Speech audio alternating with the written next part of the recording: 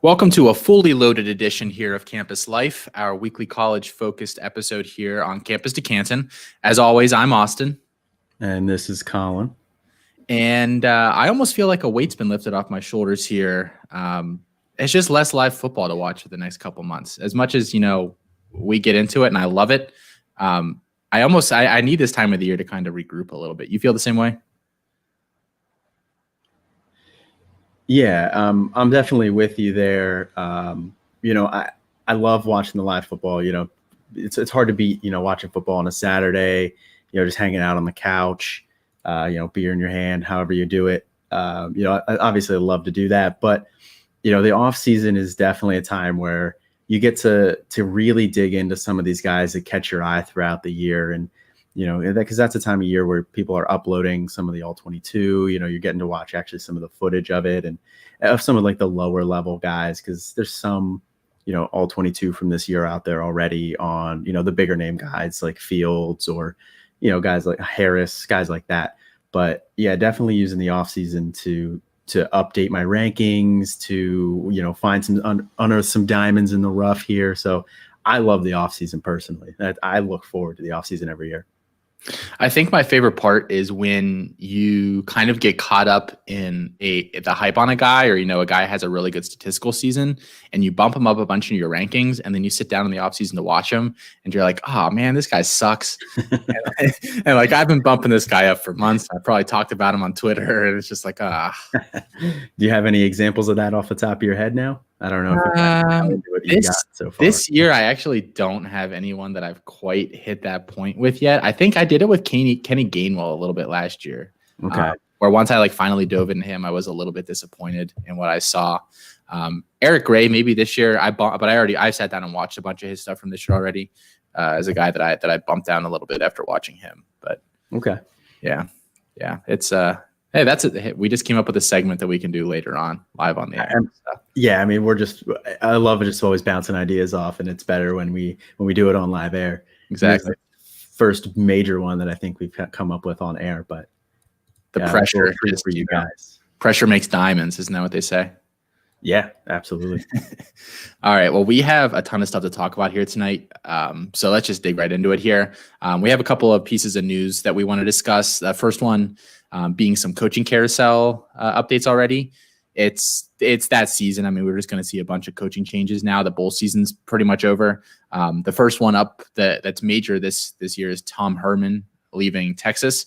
Herman leaves with a 32-18 record in 4 years. Never won a conference title, 1-4 against Oklahoma. And shortly after announcing they fired him, Texas concluded the shortest coaching search in history by hiring Alabama offensive coordinator Steve Sarkisian. So, Colin, is this a good hire? What can we expect from our Texas Devy assets and our C2C assets moving forward? Well, I mean, first off, I'm actually kind of surprised that they moved on from Herman right now. I mean, you heard a lot of chatter about it and everything like that, but his buyout was just insane, and they were going to have to buy out all the guys on that staff unless they brought in Urban Meyer, who had worked with most of those guys before. But after Urban Meyer turned him down, you kind of thought, all right, maybe Herman gets one last shot at it, but apparently not. And they're going to bring in Sark, who is a guy he's well-traveled. We'll put it that way. He had some ups and downs and everything. But I think overall it's a solid hire, at least from a fantasy perspective. I don't know how much he's going to bring to winning in Texas. So, I mean, we'll see there. As a Atlanta Falcons fan, I have some feelings about that for sure. But, Herman's offenses were pretty balanced overall. 2019 is the number 20 offense for passing, number 48 in rushing. This year, number 27 in passing, number 27 in passing, 37 in rushing. And they steadily improved their points per game over year. But, he wasn't really anybody that inspired a lot of confidence in the offenses. Whereas with Sark, he struggled a little bit at USC, as far as like scoring goes. He was 37 in points per game the 1 year. In 2015, 31st passing offense, and in 2016, 25th passing offense, 32nd points per game.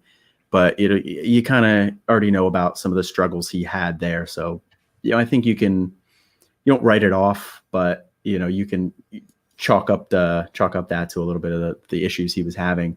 But then he went to Atlanta, and Atlanta did what they always did there, and how much of that was Matt Ryan and Julio, versus how much of it was Sark, hard to say. But it was the number 8 passing offense in the league in 2017, the number 4 passing offense in the league in 2018, and he didn't really inspire a lot of confidence there when as far as like actually producing some points and winning games. So they let him go, where maybe they probably should have let Quinn go at that point, but that's a story for another day.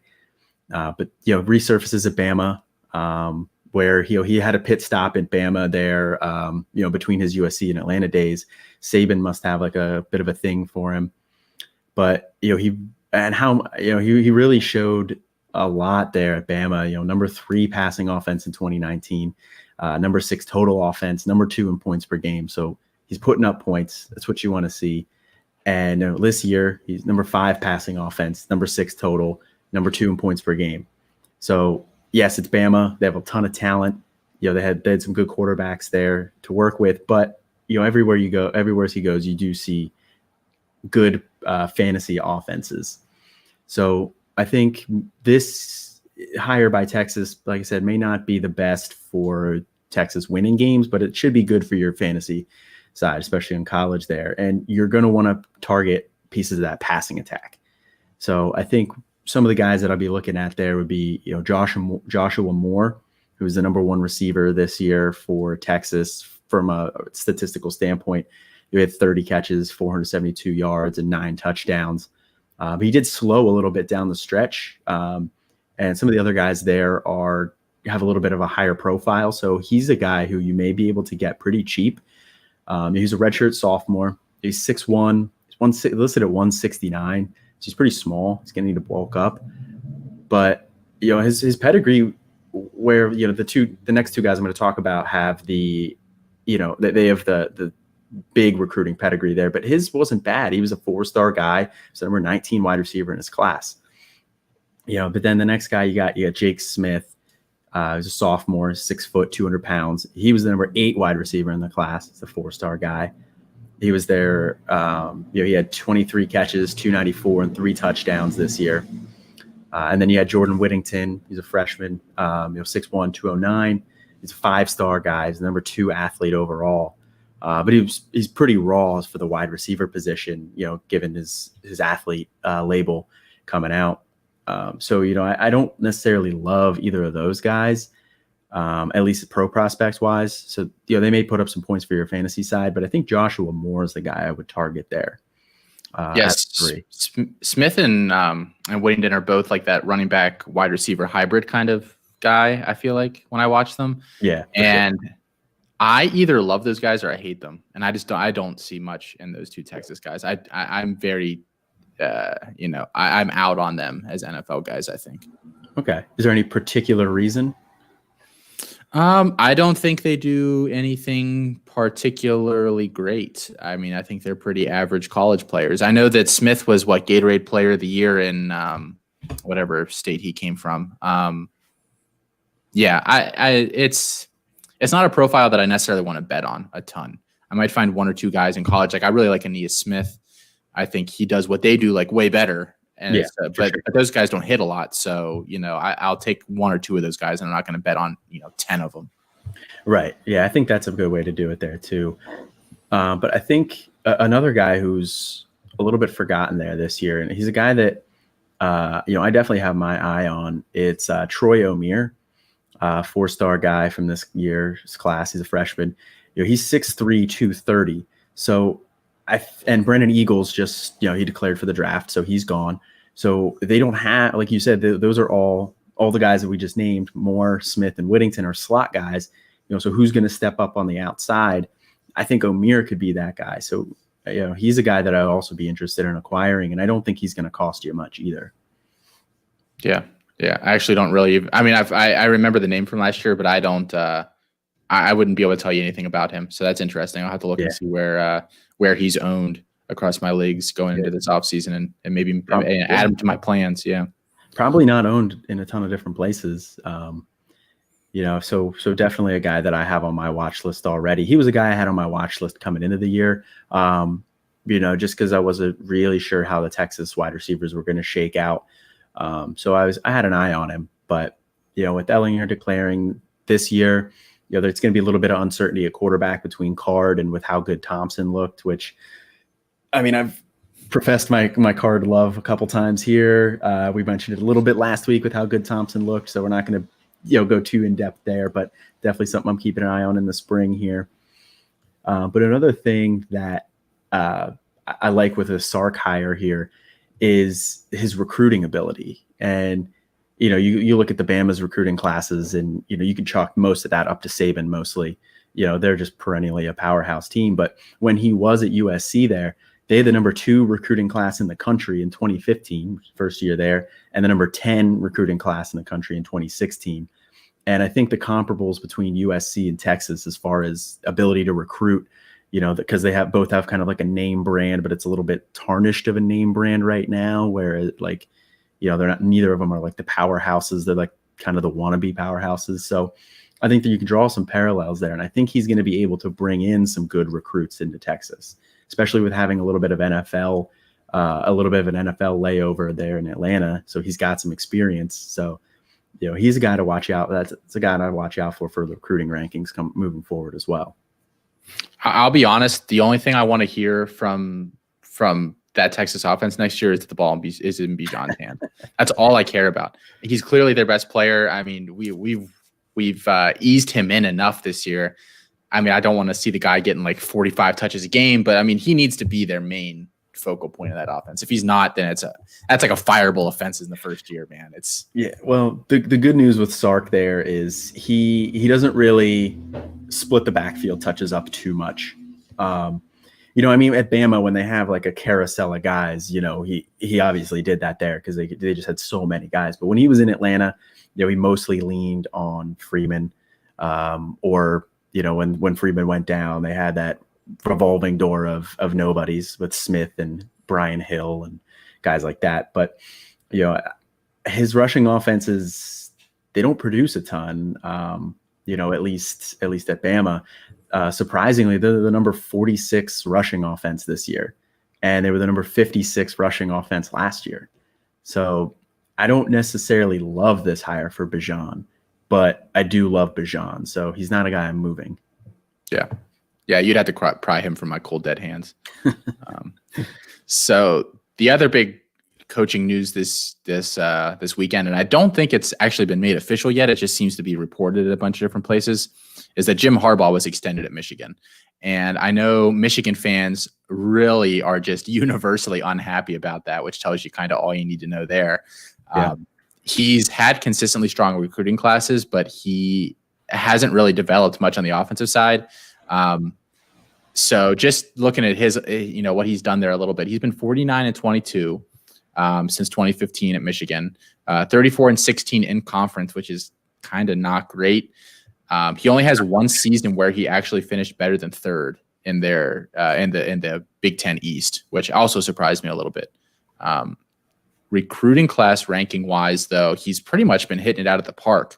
2016, he had the 8th class in the country. 2017, he was the 5th ranked. 2018 took a bit of a dip. They were number 22, but they rebounded right again in 2019 to number 8. In 2020, they were number 14. So outside of 2018, he's consistently been top 15. Most years, he's been, even better than that. The problem for him there so far is that he hasn't developed a quarterback despite being considered a quarterback whisperer. He has that reputation because of his time with Luck at Stanford, and then he did pretty well with Cap in the NFL. But over time, I've started to wonder how much of that was Greg Roman compared to him because of what Roman's done with Lamar. And then looking at just the list of quarterbacks he's had there, he had Jake Rudock, Wilton Spate, John O'Corn, Shea Patterson, and Joe Milton, which if one of those guys, stole my wallet and I tried to describe him to the police, I would just be describing all of them except for Joe Milton. Like they literally all look exactly the same. Like same height, same build. Like they all had like 5 o'clock shadow as like 17-year-olds. Like he hasn't found a quarterback yet. I mean, maybe he has finally found it this year with McCarthy coming in. I'm not really holding my breath there, but maybe. And then even aside from that, they just haven't developed any skill position guys either. In 2016, he brought in Devin Asiasi, who was a tight end 3 in his class and a 4-star. He transferred. And the only other 4-star skill position guy they brought in that year was Kakoa Crawford, who was wide receiver 19 in the class. He also transferred. In 2017, 4-star guys they brought in. Donovan Peoples-Jones, who was actually a 5-star wide receiver 1, 6th-round draft pick. Tariq Black, 4-star wide receiver 15, transferred. Nico Collins, wide receiver 23, 4-star. He opted out this year, but only had 78 catches, 1,388 yards, and 13 touchdowns in 3 years. Then you had Oliver Martin, who was wide receiver 29, transferred. Omari Samuels, running back 20, 4-star, transferred / dismissed. 2018, Mustafa Muhammad, tight end 6, 4-star, transferred. 2019, Zach Charbonnet, only 850 yards and 12 touchdowns through 2 years, despite being the 4th-ranked running back in their class. And Cornelius Johnson, who is wide receiver 26, who has 20 catches and 4 touchdowns in 2 years. So bottom line, I hate this hire for everybody on that roster, especially dynamic athletic skill guys like Blake Corum and Roman Wilson and Cornelius Johnson. Those are guys that just are never going to flourish or develop in a Harbaugh offense. So I was going to try to buy Corum this offseason, but now I don't think I am. I think I'm selling every piece of that offense that I can. Yeah, I mean, as a Penn State fan, I love this. Bring him back. Let's let them toil in mediocrity for another couple of years here. That's totally fine by me. But yeah, when you talk about a fantasy perspective here, it's definitely not inspiring. I mean, you haven't really wanted any pieces of those Michigan offenses from a C2C side at all. I mean, Cade McNamara, he had one nice game this year, against Rutgers, that 3 overtime game. But, other than that, nobody really did anything there this year. You do bring in JJ McCarthy, who's a guy that I'm definitely intrigued by skills-wise, but don't love Michigan offensive pieces like we were saying there. And the real shame is they bring in some nice pieces this year in their recruiting class as well, with Donovan Edwards and Xavier Worthy too. But yeah, it's just really uninspiring and kind of a surprising move a little bit. I mean, with his contract up and with the way that kind of went, I think they could have just amicably let him walk. And there's enough openings around the NFL where he may have popped up here or there somewhere else. But I mean, hey, Harbaugh is a Michigan man. He is Michigan football, and he's going to continue to be, I guess. Yeah. So the other big news this week is just the New York Six Bowls. All took place for the most part this weekend. And just aside, some of them were college football playoff games, and then the other ones with Georgia, Cincinnati, and then Texas A&M, UNC. So, Colin, what is your big fantasy takeaway for next season that you're bringing from these games? Well, obviously there were a couple standouts there, but Devin Achane was one of the big ones there for Texas A&M. After Spiller went down, he goes 12 for 140 and 2 touchdowns, and then has 2 for 24 through the air. He had that monster 76-yard TD run that everybody's going to remember. So, I mean, good luck buying Achane now. He's not somebody that you want to buy right now, especially given that Spiller and Anais Smith are both coming back. But he is a guy to keep an eye on, definitely add to your watch list. And when he starts to, obviously falls back to that number 3 role there. And, who knows if they bring in LJ Johnson from this year's recruiting class, they're still in the mix for him.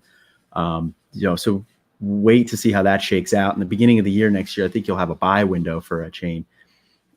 Because then after that, likely I would guess Spiller and Smith will leave after next year, would be my guess at this time, given how they've looked.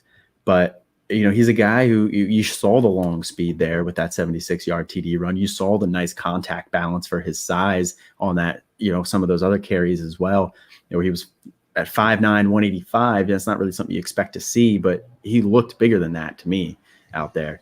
And then he lined up a fair amount at wide receiver in high school, and he showed a little bit of receiving chops this year. So he's definitely a guy that, like I said, you're not buying him now because you're going to be buying too high, but put on the watch list, keep an eye, and when he doesn't really pop off next year and falls off people's radars, that's when you buy him. Yeah, I thought he looked really good on that long touchdown, that nice balance there. And yeah, I agree with what you said. I'll probably try to drop some offers next season for him because, yeah, I mean, I like running backs in that Jimbo Fisher offense. I'm not sure who's going to be playing quarterback for them moving forward, but right, because Mon can come back. I like Haynes King. I liked him coming out. He was kind of a guy I had an eye on, especially with the idea that Mond was going to move on. But now you don't know. Everything's up in the air with that. Yeah, I'd agree with that. Anybody else stand out to you? Yeah, the other big name that stood out for me was Marcus Majors for Oklahoma. With the backfield being pretty muddled all year until Ramondre Stevens kind of stepped up, and he's gained a lot of steam here lately, and there's a lot of people in the industry you see starting to mention him. I know your guy Felix is a big fan of Stevenson, so you might see him capitalize on this momentum and definitely move on as opposed to taking advantage of the extra year of eligibility. And if he does, that leaves that backfield pretty open, especially with Wheaton going somewhere else. So with Marcus Majors, he put up 9 carries, 110 yards and a touchdown. He had that nice 46-yard touchdown run there too. So he showed out there against Florida. Now it's Florida. They've been getting gashed by everybody all year. But he did have 35 carries, 187 yards, 3 touchdowns on the year. So he's worked in here and there throughout the year. So it wasn't like he only played in this game, although definitely most of his yards came here. But he's got the size that you look for at 6 foot, 200 pounds. He shows solid speed, like I said, on that 46-yard touchdown run. And something else that stood out to me when I was I saw his name, saw him pop off, did a little bit of research on him. And he was actually a wide receiver until his junior year of high school. So it leads you to believe that he's probably got some solid ability catching the ball out of the backfield. So he's a guy, though, that I do think you could probably get right now for relatively cheap. And, you could definitely look to profit on that next year where that backfield is going to be pretty much wide open. Yeah, if Stevenson does leave there, I mean, because they missed out on Kamar Wheaton. It's a thin backfield for sure. And I'm not sure. I've seen some people talk about McGowan. I'm really not sure McGowan is it. No, I wasn't really impressed. No. Like he had that long run, and I got like I said something on Twitter about it where someone was like, "Oh, look at McGowan go," and I was like, "That dude looks slow, man." Like. Yeah. That whole there probably wasn't a guy within 30 yards of him, and he got caught. Yeah, which should never have happened. He did not look athletically like a guy that I would want to bet makes it to the NFL. No, so I would agree with that. Yeah.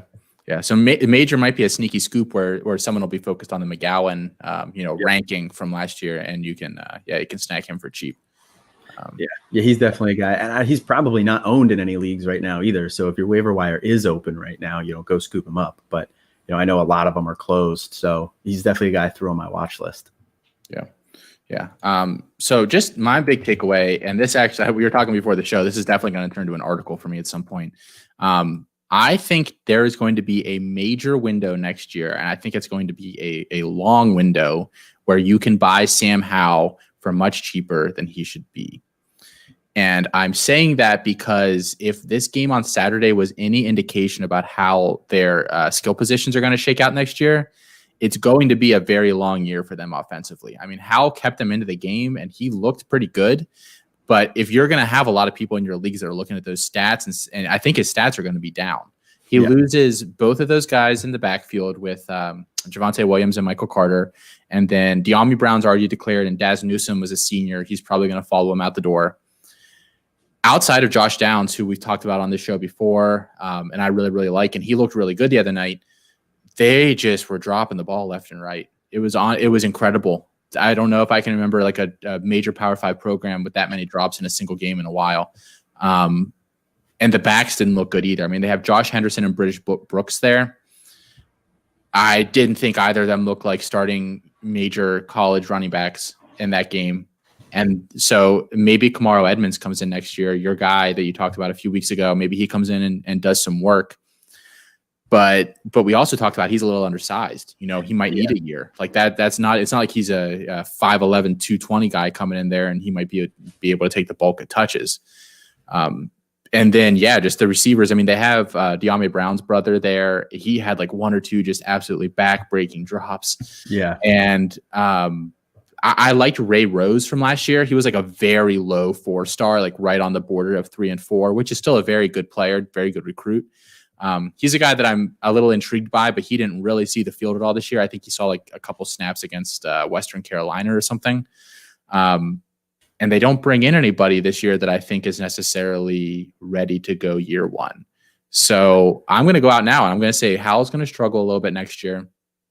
I think he's at least in the Devy C2C, social media universe going to fall behind Spencer Rattler, whereas right now I think he's generally ahead of him in rankings.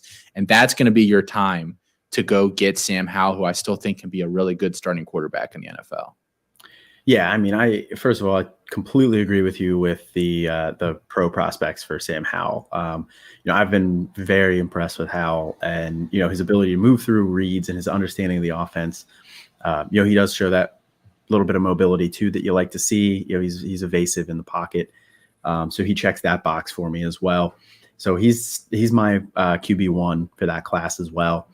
And I think you're right. I do think you're going to get to it's almost going to be like a fatigue standpoint where, right now, like everybody's fine having him wide receiver 1, but like right before people start to or QB1, and right before you start to have people declare, like that's when people start to get kind of fancy with their takes and, they'll move guys up ahead of other guys. And you see that this year with, some people putting Javonte Williams as their RB1, or, you'll see people who have, Travis Etienne, they're dropping him way down the rankings, and you start to see that as it goes on. And, you get that prospect fatigue where this guy's just been around for 3 years, just doing nothing but producing. And you get the big name popping up. Like you said, Spencer Rattler is probably going to put up a really nice year next year. And he's my QB2 right now. Maybe he passes him for me. I'm not going to say one way or the other. We're going to see how that shakes out next year. But those two are in the top tier for me. And then behind them, you have, the JT Daniels. Jaden Daniels is going to be eligible there too. I like him a lot. Dylan Gabriel will be up there as well. So you'll have some of those guys. And I think JT Daniels is a guy that's going to have a really nice year next year too. So I think you're going to start to see people put him above Howell as well. So I think it was a really good point by you there. And that's, this wasn't something we discussed before the show. I just saw his name on the show sheet and I was like, I wasn't quite sure where this was going, but I think that's a really good article idea. Yeah. So I think that wraps up news segment for the week. Let's move on here to our next one, which is going to be kind of the main thing we want to talk about here tonight. And we have decided to call this segment and this episode as a whole, some G5 love. We're going to give, some time here to teams from leagues that aren't really talked about a lot on a lot of podcasts. And I guess for good reason. I mean, a lot of your big time NFL prospects are coming through major programs and major conferences. But especially in C2C leagues, even if guys never go on to the NFL, they can still win you some championships and accrue some value that you can use on the college side of things. So those guys are almost just as important as filling out the top end of your roster. As per usual here, we usually start with quarterback. I'm going to toss it right to you, Colin. Who is a G5 quarterback that you are interested in going into next year? So mine is, I'm cheating a little bit here. You said we're going to give some love to these G5 guys and these under the radar guys, but my first guy is Tanner Mordecai. Now if you recognize the name, that's because he was the backup at Oklahoma for the last 2 years. Now he just entered the transfer portal and just went to SMU. He was a 4-star guy coming out. He's the number 11 dual threat quarterback in 2018. So not really an under the radar kind of a guy. But he got stuck behind Jalen Hurts, who transferred in, and we're seeing what he's doing in the pros. He was a pro prospect kind of a guy. He was just also a leader on that team. And, got stuck behind him. And then they bring in Rattler. So now he was the number 1 QB in that class. And he's looked really good this year. So it's kind of a case where he just got stuck behind 2 guys who were really good. And now he's going to SMU, who is presumably losing Shane Buechele. And they were the number 12 offense this year. So you kind of like the offense as a whole, and, they've been able to produce. So with Buechele gone, Mordecai may be able to step in there and produce right off the bat. Now they do bring in Preston Stone, in this year's class, but he's going to be a freshman. So I would think Tanner Mordecai would have a leg up just on general experience. So he's definitely a guy I'm keeping an eye on for this year as a G5 guy. But like I said, a little bit of a cheat there. So we're going to give the people what they've been wanting here for the past couple of weeks. And I'm just going to disagree with everything you just said. I don't think much of Tanner Mordecai has been beat out by a bajillion guys at Oklahoma, which is not necessarily shame in that, but they've brought guys in over him. The Caleb Williams is going to overtake him next year. So it doesn't necessarily feel great to me that he has to transfer out of there to get some time. And I think it hurt. It was considered a huge coup for them to keep Preston Stone in Dallas at SMU. And I'm just very interested to hear what he has to say about them bringing. I mean, competition's always good, whatever, Yeah.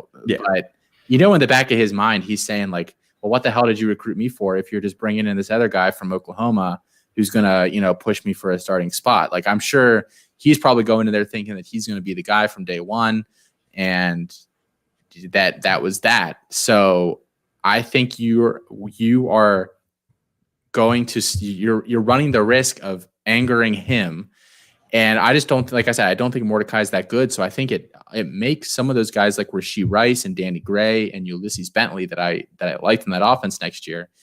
It lowers their stock for me greatly, at least. Any expectations that I had for them to score some points next year. So you would prefer freshman and Preston Stone over Tanner Mordecai? Yeah, because I just think Mordecai's not good. Okay. I mean, there's not a ton of tape out there on him, but he's a good athlete. He's got solid speed. He shows a little bit of wiggle there. And I think he has solid arm strength. So he's definitely a guy that intrigued me for sure. So you bring up a good point about pissing off Stone and the fact that they were able to keep him in state there. But I don't think Mordecai is going to be anything that'll keep him off the field, not next year, but 2 years from now.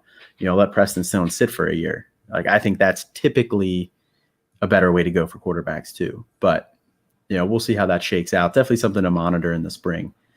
Because like I said, they're a high scoring offense. So it's somebody that you want to keep. You want to keep an eye on the quarterback of that offense.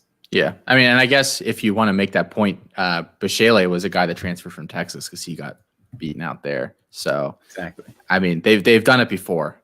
I don't know. I'm just not a big fan of his, but like you said, a lot of points there to be had potentially. So my guy's Cornelius Brown the fourth.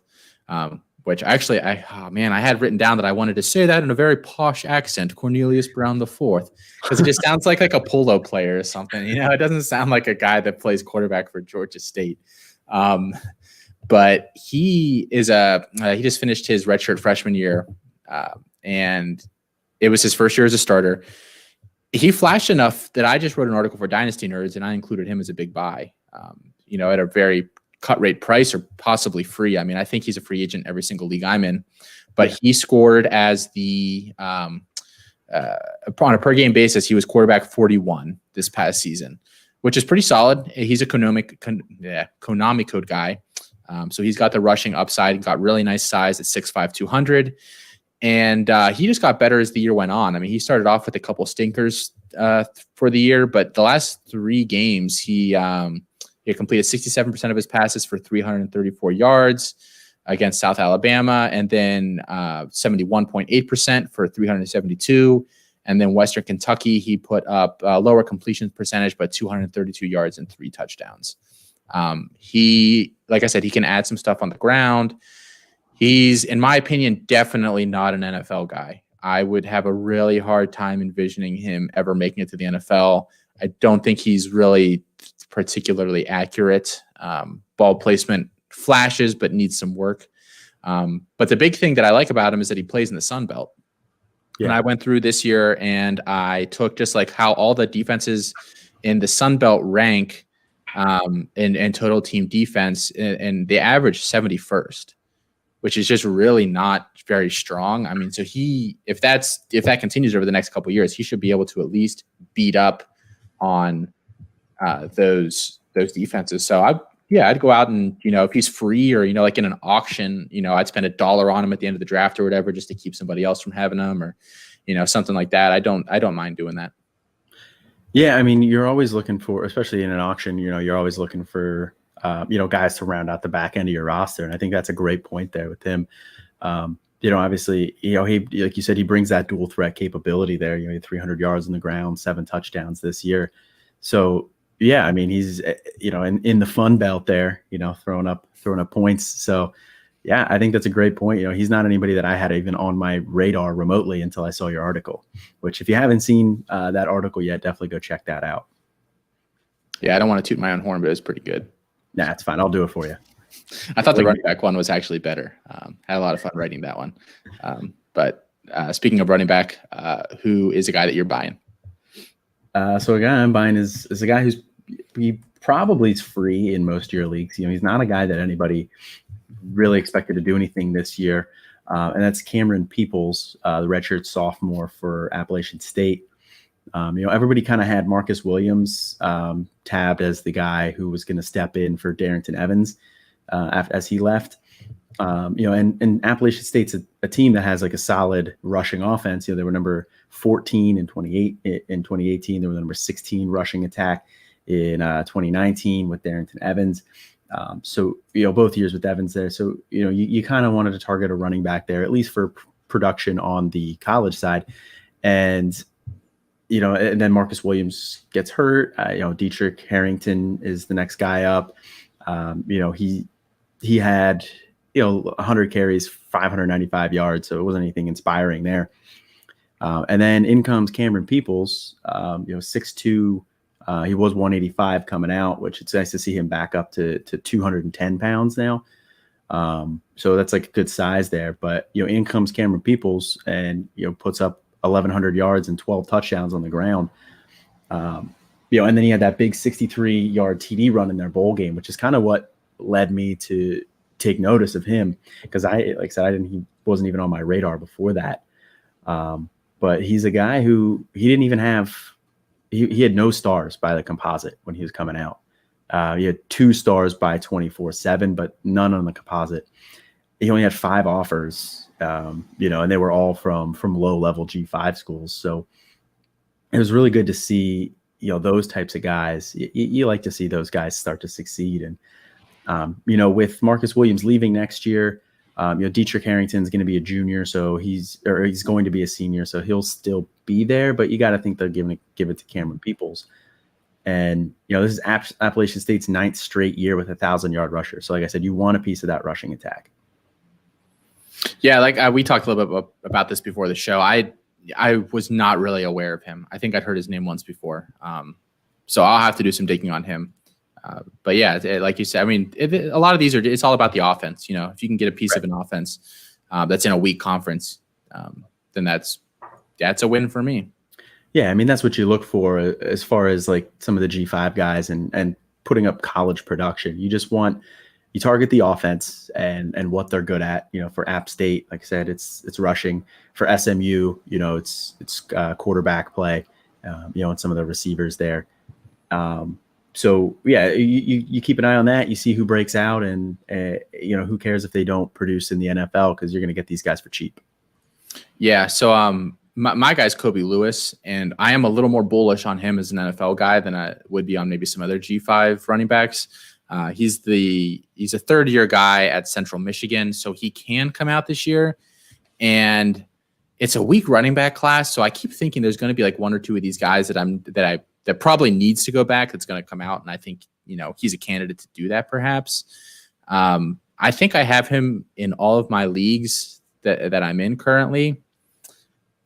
Just because, the Maction on Wednesday nights is just high scoring pretty much every single game. He's a decent sized kid at 5'11", 208. And stylistically, he runs pretty similar to Kareem Hunt. He actually reminds me a lot of him. Obviously not, going to likely be the NFL prospect that Hunt was, but that's kind of would be my collegiate comp. Over the last 2 years, he's averaged 14.5 points and 18 points per game in half PPR, which is pretty solid for a running back. He's a guy that I'd be comfortable, depending on how many starting spots you have, maybe one of those last spots or as a bye week filler, or just one of those guys where, you find out 10 minutes before kickoff that you're the starting wide receiver on whatever team is out for that week.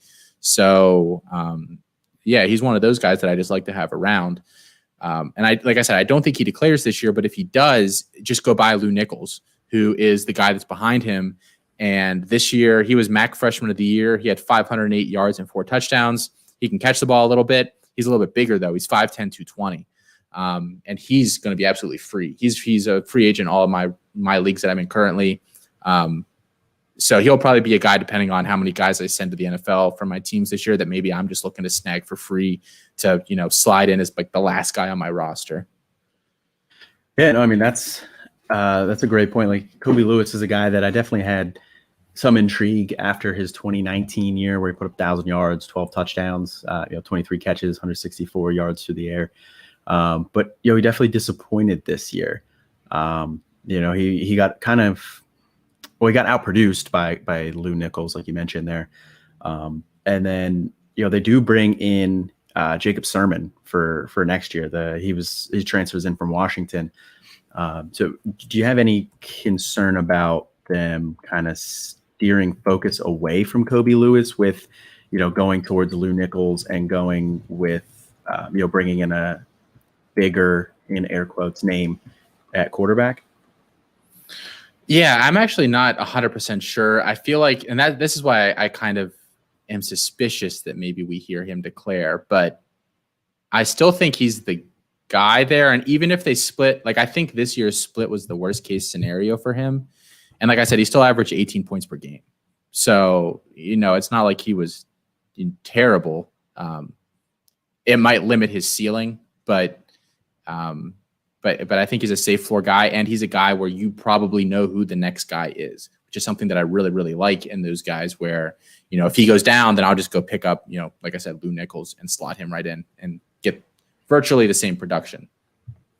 Yeah, well, that, like you said, that's the nice thing too, where if you do take Kobe Lewis, you do pick up on him, scoop up Lou Nichols too, just in case. You know the direct backup already. Yeah. Yeah. Now, whether you want to waste 2 roster spots on the CMU running backs or not, maybe not. I'm not doing it, but it's at least it would be free to go then get the backup if something happens to him. True. It's not a rate, it's not like Seth McGowan goes down tomorrow and there's a race to go get Marcus Major. It probably wouldn't even be a blip on most people's radars if he goes down. So, I mean, it's easy, free, end of roster type stuff that can make a difference. Yeah. Yeah, absolutely. Wide receiver wise, who are you looking at? So wide receiver for me, it's a guy that's probably on most people's radar. Especially if you do play in the C2C league. Maybe not as much Devy radar yet, but it's Jalen Robinson from UCF, the redshirt sophomore. And he put up. This is his first year as a starter. And he and Marlon Williams just went gangbusters in that offense this year. Robinson put up 55 catches, 979 yards, and 6 touchdowns. Like I said, first year as a starter too. So that was really impressive. But he was a 3-star athlete he went to Oklahoma at first. So, he was a kind of a guy that people maybe not necessarily expected to break out, but he had some he had some big school appeal. So then transferring to UCF, so obviously sat out last year, but not necessarily a shock if you're following that in a C2C league, like I said. But he put up big numbers this year, and UCF was the number 3 passing attack this year. The number 8 passing attack last year. Those are both Dylan Gabriel's years. He's coming back. You got to figure they're probably going to be top 10 in passing again. So you want pieces of that offense, especially the passing attack. And Marlon Williams, he's a senior. He's likely gone. I mean, like you said pre-show, we have to put like a disclaimer at the beginning of the end of every show where everything we say about people leaving can be completely undone until we know, just because of this extra year of eligibility. So until later in January, until the declaration deadline, a lot of this stuff is going to have an asterisk on it. But assuming he goes, you got to figure Robinson's going to be that wide receiver, the lead wide receiver for that team. And I say lead wide receiver because at 5'9", 163, he's not a typical wide receiver one, which at that size is something that definitely has me concerned for his pro prospects, because while he's got good speed and he is a fluid athlete, he's not the elite athlete that you want to see for somebody who's 5'9", 163. So I'll need to dig in a little bit more of him this offseason to get more of a firm grasp on the pro prospects, but I'm not overly optimistic at that size. But, like I said, we're showing some love to these smaller school G5 guys, and this is a guy that I think could really do some damage for you on the college side next year. Yeah, I was responsible for covering the preseason AAC stuff for Dynasty Nerds. And I wrote up on UCF, and I highlighted Jalen Robinson as the guy that I thought was going to be their wide receiver one over Marlon Williams. But I thought that he was going to be a slot guy that worked close to the line of scrimmage. I completely had his role wrong because he was a major field stretcher for most of the year. Yeah. Had a lot of really deep, a lot of deep catches. Pretty much all of his highlights are him doing that. I feel the same exact way, so I'm not going to add anything else to that. But I mean, he has at least another year there. Dylan Gabriel is going to be there for another year. Are going to put up a ton of points. So any pieces that I can get from that offense, I'm happy to do so. Yeah, same. I would agree with that. Yeah. So my guy is my last guy here, wide receiver, is definitely free. Like definitely free. Like I don't own this guy anywhere, but I would consider this was a weird year for my back end of my rosters because none of my teams were competing. So I didn't need to, I wasn't looking for guys to plug holes. Like I was taking deep Debbie stashes from the beginning of the year and then mostly riding that until the end of the year. And then the end of the year, like maybe I changed some of it up depending on what happened. But that was more the approach of what I took for like my last 5 to 7 roster spots. But maybe next year I go and look at Johannes Tyler, who's a wide receiver from Ball State. In 8 games this year, had 42 catches, 607 yards, 8 touchdowns. He is a former 3-star guy, which is a pretty nice get for a school like Ball State. I mean, they don't get a ton of, mid 3 stars, which this guy was. He's got a really nice athletic profile. I don't see any verified athletic measuring, but he's 6'3", 204, and he moves pretty nicely on the field. It's definitely something like he moves well for his size. And I struggle to say that he's just a jump ball guy. He excels in that area, but that's not his whole game. That's not the only thing he can do. I think he's a little more versatile than that. The big hang up I have on Tyler and why I'm a little hesitant. And again, we've already talked about it twice tonight where we just need to have an edit button that says we don't know who's going to be back next year because everybody gets this extra year of eligibility. But their quarterback this year, Drew Plitt, was a senior. His wide receiver running mate, Justin Hall, was a senior. And their star running back, Caleb Huntley, was a senior. So Ball State's kind of one of those programs where you think maybe at least one of those guys comes back and possibly 2 of them. I mean, I'm not sure we'd see all 3. And I would be absolutely lying to you if I said that I knew what the quarterback situation was behind Drew Plitt at Ball State. But I think Justin Hall has the attributes in the MAC to be a leading receiver on a team that's probably going to score some points. So in that sense, again, like some of these other guys, I don't know he's an NFL guy, but yeah, he'll probably put up some nice points in college next year. So depending on what happens this offseason, he's a guy that I have watch listed, and we'll go from there. Yeah, I mean, like I said to you when we were looking over the show sheet, I was like, I have no idea who Johannes Tyler is. So yeah, I don't really have a lot to add on him here, but I mean, just based on the things that you said there, definitely worth throwing on the watch list, keeping an eye on and seeing how that shakes out. And he's on the all name team for next year. Oh, so for sure. I'll always like to get one or two of those guys on my team, YO'' like ketchup. Like that's awesome. So you gotta wonder if his family was like big ketchup fans or whatever. Like, what do we name our kid? I don't know, Johannes. Yeah. It's just one of those names that pops up. Like, what do they have? Like the coldest that's coming in next year. Yeah, the coldest. Yeah, like the coldest to ever do it, I think is his middle name. I think I saw that. I don't know if it was a joke, but that's a myth. I looked it up because is it? I wanted it to be so bad, and it's not. But okay. So his first name is just the coldest. Yeah, the coldest Crawford, I think, is his last name. That's really, really fun. All right, so we're going to revisit that a couple times through the offseason. I mean, there's tons of players from the G5 that are intriguing for fantasy purposes. And we're going to look at mostly lower profile ones if we can. I mean, there's obviously, everyone knows Dylan Gabriel. But maybe you don't know who he's throwing to outside of Marlon Williams, who is his number one guy. So, yeah, a guy like Jalen Robinson, now maybe you have the jump on some of your league mates to go get him.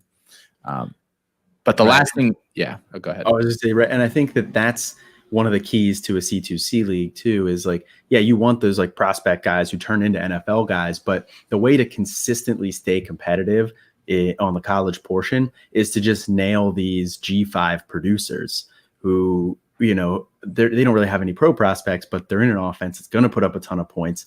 And like I said, it's just going to, if you can churn through those guys and stay ahead of your league mates on that, you can at least be, in contention every year, even if you don't have a Justin Fields, or Kyle Trask from this year, you can still stay competitive. Yeah. Yeah. And on that note, we are going to move into our last segment here.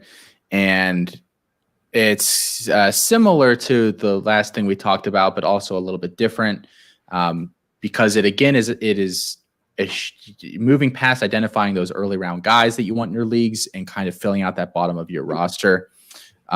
So this is going to be a segment that we do every couple of weeks because there are a lot of offenses that are similar to this one that we're about to discuss, with maybe a position that year in, year out is a mega producer, and it's one that you want to keep an eye on.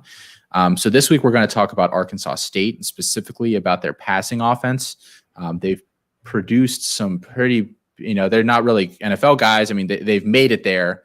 They haven't done anything there, but it's an offense that you look at and you can pretty well know that, the top receiver is a guy that you can pencil into a starting lineup every week.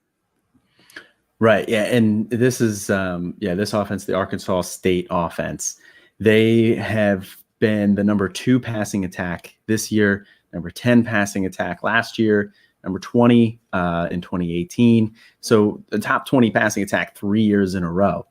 So that's definitely an offense you want a piece of on the college side. And I'll just start things off talking about their quarterback, and that's projected to be for next year. It's Lane Hatcher. He's a redshirt sophomore right now. He was a 3-star guy, number 53 dual threat coming out, but he went to Bama. So he had a little bit of love there. Now at first he was committed to Arkansas State. Then he decommitted when Bama was interested because, why wouldn't you? Just go see what Bama can do. If you get on offer from Bama as a guy like that, I can't blame that guy for taking it. I mean, look at Mac Jones. Mac Jones was a 3-star guy. But he redshirted, transfers back to Arkansas State. And he was the all-time leading passing yards and TD leader in Arkansas high school history. with 15,400 yards and 185 touchdowns. So, he was a mega producer. Now it's Arkansas, so it's not like he was doing this in Texas, but still, and then last year, he was the Sun Belt Freshman of the Year, started in the last 9 games of the year at 2,900 yards, 27 touchdowns. Now, this year was kind of a weird year for Arkansas State at quarterback. They had this weird split with him and Logan Bonner. Logan Bonner was the guy who was there before Hatcher came in. Bonner had 262 attempts, and Hatcher had 194 pass attempts. But Hatcher is the one who did put up the better stats. He put up 2,000 yards at 19 touchdowns and only 2 picks. And Bonner just transferred to Utah State. So that presumably leads you to believe that Hatcher is going to be the guy there next year. And he's a guy that I do think is going to be able to produce at the quarterback position. So he's definitely, we mentioned a couple of the targets earlier in the show. He's definitely a guy to keep an eye on, to throw on your watch list as well. Yeah. And for the record, I was able this past offseason to get a really nice bank of just guys that I got to watch at least 2 or 3 games of, and Hatcher had gotten some hype. So I sat down and watched 2 or 3 of his games, and I graded him out very, very poorly for the NFL. I have him as an undrafted free agent type guy, and he got a tier 6 fantasy grade for me. My tier 6 I have labeled is a guy that I will likely be never be interested in. I have a hard time seeing them ever making it in the NFL. / undrafted free agent guy.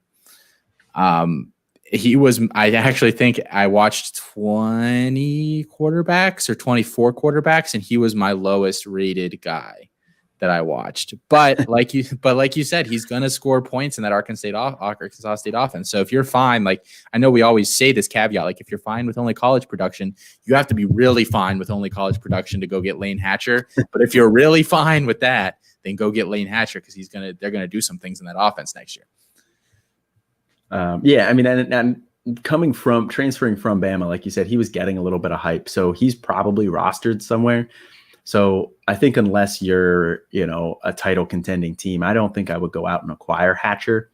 But if he does happen to be free, I would definitely go scoop him up. Yeah. We're not too concerned about running back. They haven't really produced that in the past couple of years, but we did just want to say, literally just name drop Lincoln Pear. I don't know how you say it. Was a true freshman this year and put up some nice numbers. So he's a guy that maybe you have on radars, but I think he's a free agent in all my leagues, and I don't anticipate picking him up next year. But just a name to be aware of. But then obviously the receivers, and Colin, I'll let you jump in a little bit on them. So obviously the receivers are the big positions here for Arkansas State. They had this year they had Jonathan Adams Jr., who put up 1,100 yards, 12 touchdowns. The year before that they had Omar Bayless, who just went gangbusters in that offense. He put up 93 catches, 1,653 yards, and 17 touchdowns. The year before that they had Kirk Merritt, who he's a guy, I think he's on an NFL roster somewhere. He was on the Dolphins. And he actually, just so you didn't, he had 70 catches for 806 yards last year too. And he also had that big 2018. Merritt. Merritt did. Yes. I think he's still with the Dolphins. I could be wrong, but regardless, he's there. Yeah. Merritt had that year last year. And then in 2018, he was their leading receiver. He had 83 catches for 1,000 yards and 7 touchdowns. So you kind of want the wide receivers for these guys, because they consistently put up big fantasy points. But the top 3 wide receivers for their team this year are presumably all gone. They're all seniors.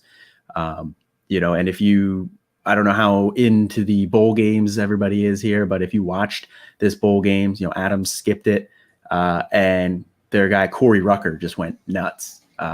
He had 9 catches, 310 yards, and 4 touchdowns. Which was pretty much his production for the entire year. So he had 7 catches before the bowl game. It made me so sad to see that, because, and this, I have an article teed up for when the site comes out, and I outlined what options for an auction draft, for a full roster, and realistic players that could fit in those amounts. And I put Corey Rucker down as a guy that would be less than 1% of your budget, and now he's going to cost than that. And that's just like such a bummer because I was really hoping this offseason to be able to get him for cheap in some places, but such is life. Yeah, I mean, after a huge 300-yard, 4-touchdown bowl game, like I said, maybe people didn't watch Arkansas State's bowl game, but if you go back and look through, you're going to see that stat line and it's going to jump out.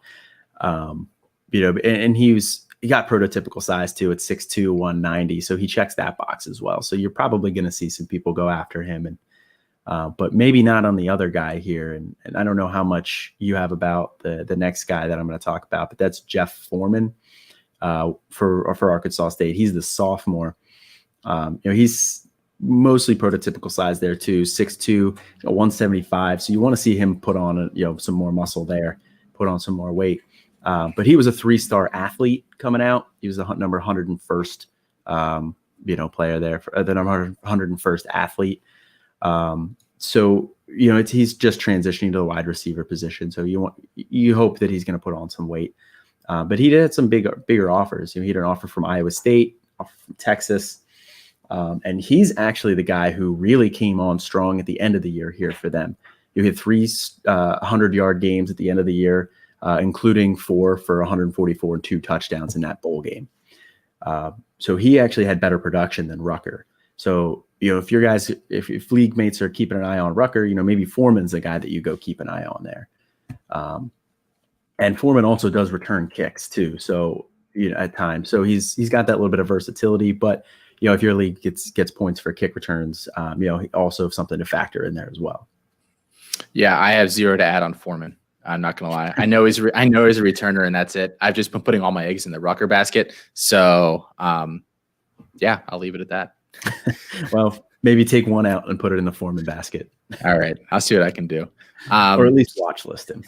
So I do have a concern, and we have to talk about it because we're just going to sound like idiots if we don't talk about this here during the show.